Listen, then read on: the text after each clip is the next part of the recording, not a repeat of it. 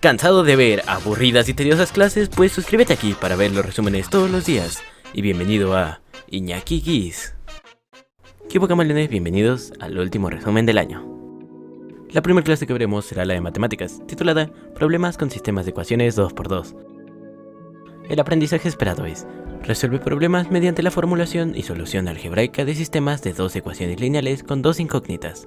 El énfasis es comprender la resolución de sistemas de dos ecuaciones lineales con dos incógnitas.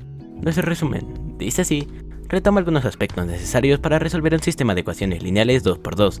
En sesiones anteriores aprendiste que cada una de las literales de un sistema de ecuaciones lineales se representan mediante las literales x e y, aunque puedes emplear otras.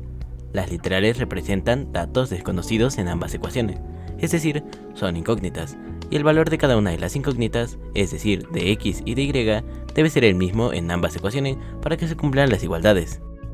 Observa el siguiente ejemplo. En este trimestre has resuelto algunos sistemas de ecuaciones 2x2 empleando el método gráfico, el cual consta de 5 pasos. También has llevado a cabo algunas reflexiones con respecto a la aplicación de este método. Método gráfico. Paso 1. El primer paso consta de plantear el sistema de ecuaciones lineales 2x2 con base en los datos identificados en la situación problema propuesta. En este caso, puedes pensar en la suma de dos números es igual a 12 y el triple del primero más el segundo número es igual a 26, y así obtienes el sistema x más y es igual a 12. 3x más y es igual a 26. Paso 2. Para resolver el sistema mediante el método gráfico, el paso 2 es despejar la incógnita y en ambas ecuaciones. Para despejar, utiliza las propiedades de los números y las operaciones. En la primera ecuación, resta x en ambos lados de la igualdad, y en la segunda ecuación, resta 3x en ambos lados, obteniendo las ecuaciones y es igual a menos x más 12. Y es igual a menos 3x más 26. En el paso 3, completa una tabla de datos. Asigna distintos valores a la literal x, las sustituyes por dichos valores y resuelve las operaciones para obtener los respectivos valores de y, formándose pares ordenados, x y y. Realiza lo mismo en ambas ecuaciones. Como puedes ver, en ambos casos se asignaron valores para x, de 0 a 12, de 2 en 2. Paso 4. El paso 4 consta de elaborar en un mismo plano cartesiano la gráfica de ambas ecuaciones, que forman el sistema. Este paso lleva a interpretar la gráfica resultante para identificar la solución del sistema, y con ello la solución del problema. Se ubican en el plano las parejas de valores de la tabla para x e y se trazan las rectas de cada ecuación. El punto donde se cortan las rectas representa la solución del sistema de ecuaciones.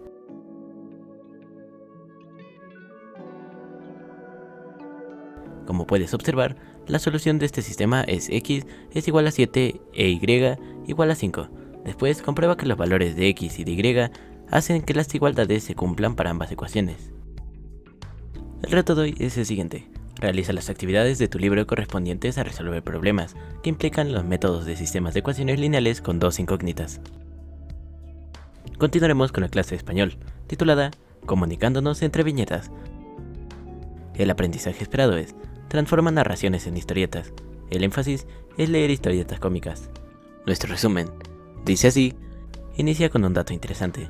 ¿Sabías que la primera tira cómica publicada apareció en un periódico estadounidense a finales del siglo XIX?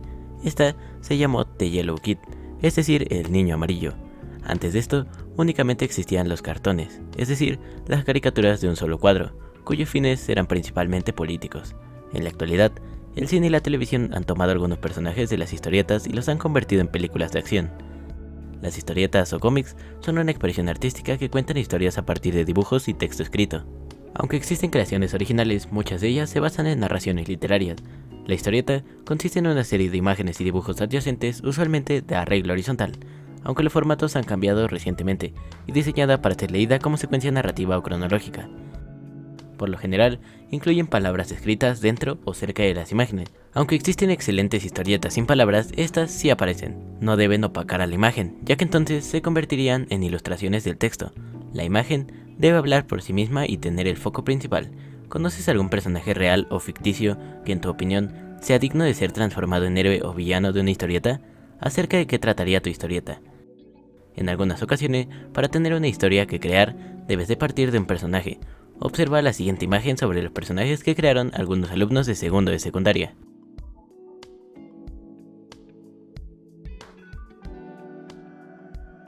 Lilith contra Lazarus, no cabe duda de que la imaginación abre todo un mundo de posibilidades. En 1917, el idioma español ganó una palabra. Hace 100 años, nació la revista de historietas TVO en España, y pronto su éxito hizo que el título que salía en sus portadas comenzara a usarse en el lenguaje rutinario. Fue en 1968 cuando en el diccionario de la lengua española se incluyó la definición de TVO, publicación infantil o juvenil cuyo asunto se desarrolla en series de dibujos, serie de aventuras contada en forma de historietas gráficas. El TVO surge a partir de esta famosa revista en la cual se pueden encontrar las historietas de La familia Ulises, Melitón Pérez, Altamiro de la Cueva, entre varios. Por otro lado, muchas series famosas que se han transmitido en televisión de origen japonés tienen como fuente el manga. Manga es una palabra que se usa para las historietas de origen japonés. Aunque tienen antecedentes en el arte visual de este país de los siglos XVIII y XIX, el manga, como se conoce actualmente, surge después de la Segunda Guerra Mundial. Como todas las formas nuevas del arte, al principio de la historieta era burda. Así, inicialmente las tiras cómicas fueron consideradas como ganchos para aumentar la circulación de los periódicos. De la misma forma, se encuentran historietas con sencillos dibujos, casi geométricos, hasta las que prefieren reproducciones realistas. El reto de hoy es el siguiente. Lee el comienzo de la historieta Me voy al espacio y trata de imaginar cómo continuar la historia. ¿Qué podrá haber encontrado el personaje en el espacio? ¿Qué lugares colocarías? ¿A qué situación se podría enfrentar? ¿Qué elementos visuales agregarías? ¿Cómo podría convertirse en una historieta cómica? Responde estas preguntas e imagina cómo terminaría la historieta. Si te está gustando el video o te está siendo de utilidad, recuerda que nos puedes apoyar en la tienda de Fortnite o de Epic con el código INAKI1708. Continuaremos con la clase de historia, titulada La ciudad fortificada, Xochicalco. El aprendizaje esperado es: conoce los principales rasgos del clásico tardío. También identifica y compara la vida de algunas de las principales culturas de esa época. El énfasis es reconocer que tras la caída de Teotihuacán, florecieron Cantona, Cacaxtla y Xochicalco como importantes centros económicos y arquitectónicos. Nuestro resumen dice así: después del año 650 después de nuestra era, cuando Teotihuacán empezó a perder poder e influencia, comenzó el florecimiento de nuevos y relevantes centros urbanos. En el centro de México, Cantona, Cacaxtla y Xochicalco. En el Golfo, el Tajín. En Oaxaca, Sachila. Y en la zona maya, Sachilán y Toniná. Antes de estos convulsos cambios, muchas de estas ciudades se asentaron en las cimas de montes, porque así facilitaban su defensa. Otras incluso se cubrieron con murallas. Se conoce la existencia de estos eventos porque algunas de estas culturas dejaron plasmados como testimonio murales con sus prácticas militares. Uno de los primeros registros sobre esta ciudad se remonta hasta 1791, cuando José Antonio de Alzate escribió la descripción de las antigüedades de Xochicalco, producto de su visita a este sitio en 1777. Xochicalco se localiza en el occidente del actual estado de Morelos y fue estratégicamente construida sobre dos colinas, el Cerro de los Tres Lóbulos o Xochicalco y el Cerro de la Bodega o Coatzi, lo que le permitió tener un control sobre la región. Fue fundada alrededor del año 700 de nuestra era y durante 200 años mantuvo un importante control en el centro de México. En el ámbito económico, su ubicación geográfica favoreció que se convirtiera en un punto importante para el comercio. Controlaba las rutas que iban del Pacífico al actual centro de México. Gracias a esta posición, se convirtió en un punto neural de un corredor. Por él transitaban no solo productos terrestres y marinos, sino también ideas e información de los distintos pueblos mesoamericanos. En la cercanía de la ciudad las condiciones eran difíciles para la agricultura. Xochicalco estaba enclavada en una región en la que se desarrolló el cultivo de un producto de gran demanda, el algodón. De acuerdo con los arqueólogos, Xochicalco estuvo habitada por una diversidad de grupos étnicos. En la escritura se han encontrado elementos nahuas, zapotecas y mayas. Fue una sociedad muy jerarquizada.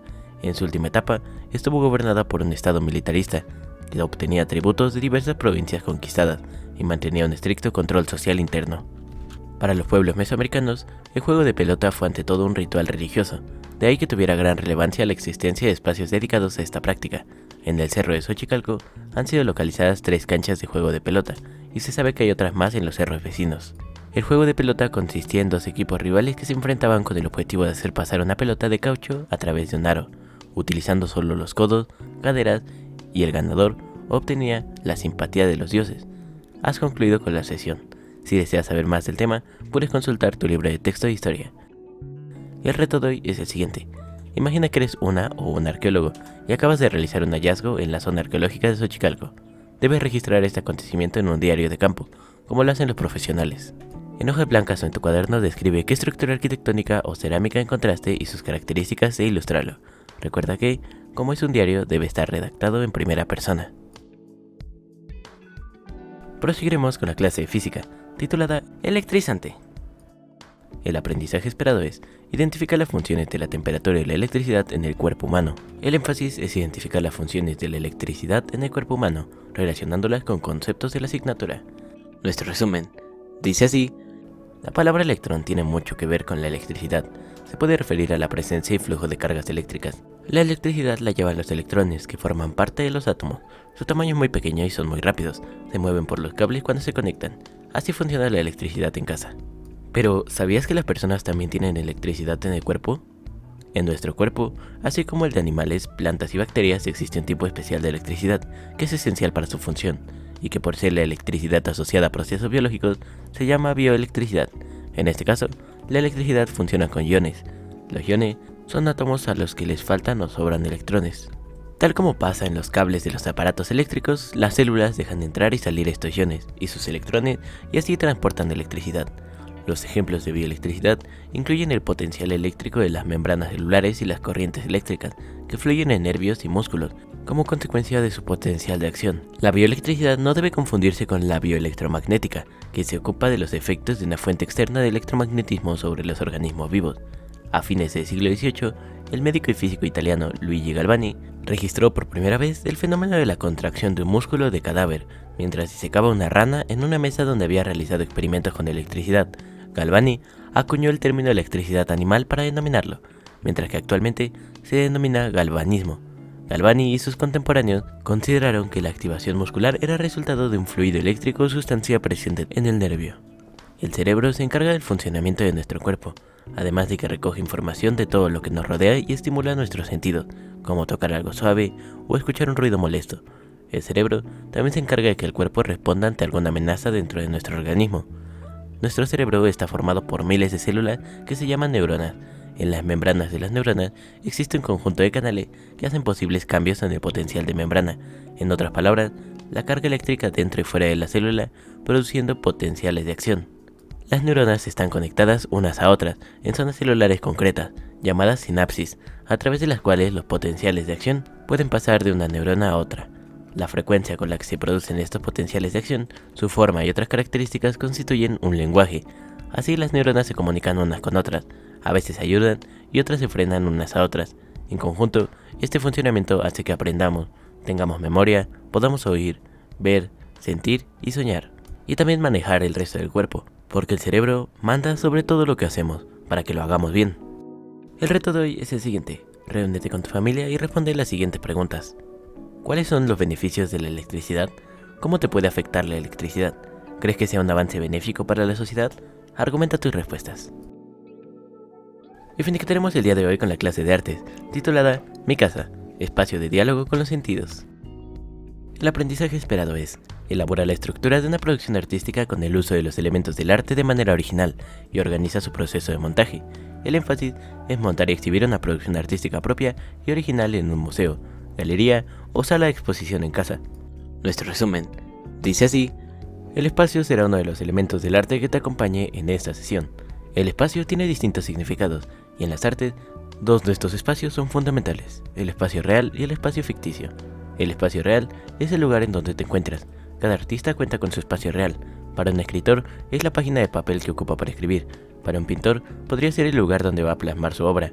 Para los músicos, bailarines o actores, el espacio real serán los lugares en donde ensayan.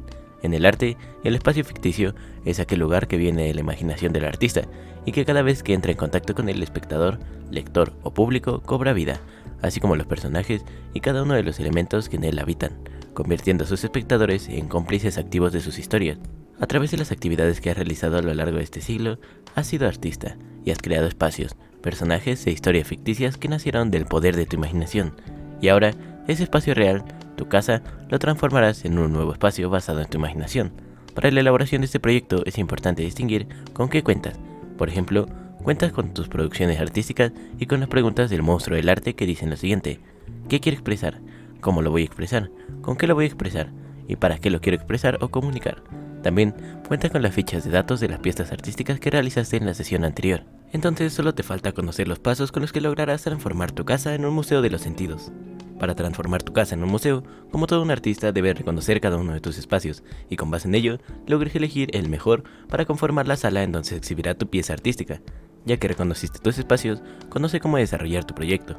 Elige los espacios que cumplan con las características que se mencionaron anteriormente para montar tu sala de arte y en ellos exhibir tus obras artísticas y sensoriales. Recuerda que es muy importante considerar que estas salas tengan eso especial, mediante los sonidos, las texturas, los ambientes, entre otras cosas. El reto de hoy es el siguiente: elabora en tu casa el museo de diálogo con los sentidos, que cuente con una o varias salas de exposición. También podrías adaptar en un solo espacio varias salas. Si te gustó el video, no olvides activar la campanita, suscribirte y darle like para que estés al tanto de nuevos contenidos. Recuerda que en estas vacaciones seguiré subiendo videos.